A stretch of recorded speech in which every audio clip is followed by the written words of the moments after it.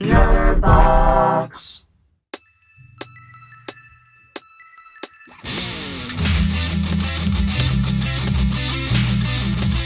I am inevitable.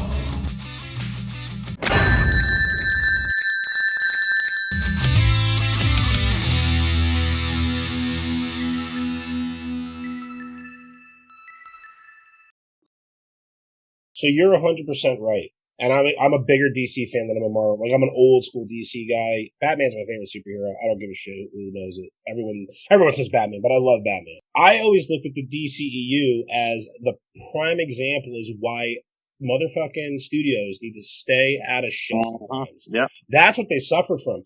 The Justice League movie could have been epic. And then, unfortunately, Zack Snyder's daughter died.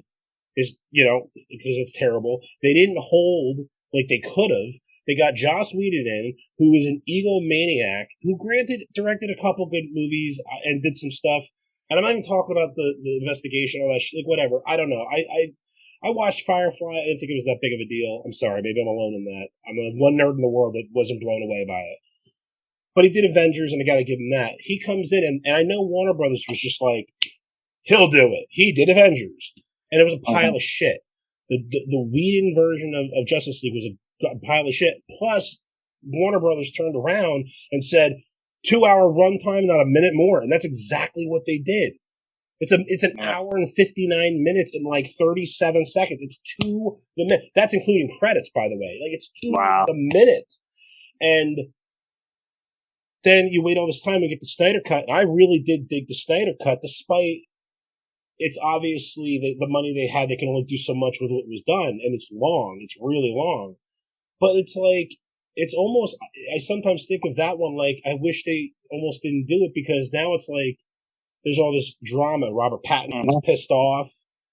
And it's like, they can never, the brand can never catch a break. So I completely agree with you, Noah. Like, I really, really do. But it's the studio's fault. Those fuckers, I feel like I'm getting really worked up over it, but but dude, like, I grew up coming home. I always tell people this story. Like, I came off the bus and I had a time Batman the Animated Series was on. Right when I walked the door, and it was like the idea of getting a true to form. Like, I remember when they released the Ben Affleck profile of him in the cowl, like a year before BVS came out. I'm like, that looks like Batman. Like, they took a Jim Lee is the most famous Batman artist, if you guys don't know. If they would have taken Jim Lee's drawing and made it a person, a real person, that was it. And I was blown away. I was like, this is going to be amazing. And then, I'll tell you, this one was actually going to be my number 2. And as I was going through the franchise and thinking about it, it just fell and fell and fell. And it's not on my list anymore for a lot of those reasons. Studio related, that's kind of just caused the drama, and it just fell off of my top 5. And it's crazy to think about it, because Warner Brothers historically is considered to be like the greatest studio of all time. Like, everyone talks about Disney, but Disney, if you think about it, only reached its peak in the last 20 years. There was a very dark time for Disney back in the 80s and 70s, and really until I think Beauty and the Beast came out, or Little Mermaid, I guess, was like kind of the thing. They were a shit show for many, many, many years before that.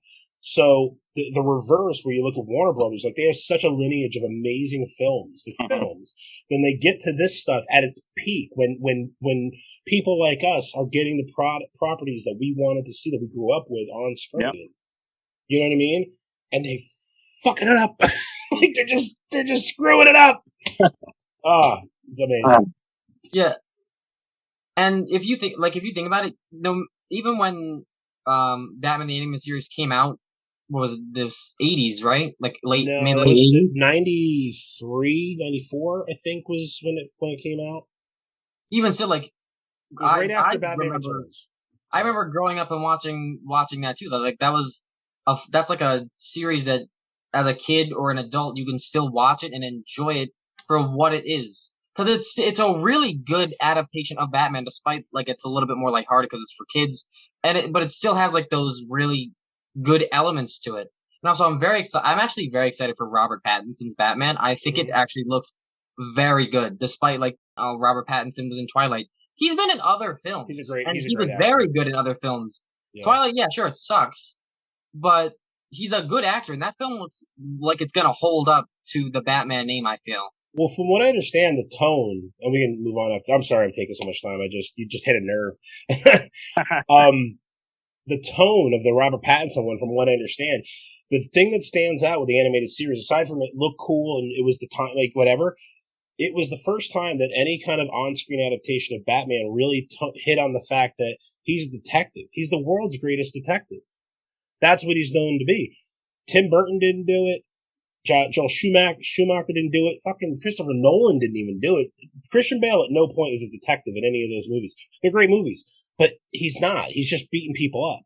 Yeah, so he had Lucas for that in the films. Right. In the animated series, that's what it was. So the Pattinson one, from what I understand, it's like year 2 Batman. So he's brutal, but he's not like really super established. So he's got to work. He's got to use this. Uh-huh.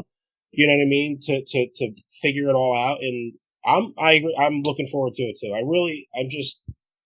Please just make it good. Like and the Riddler's in it. So I'm like,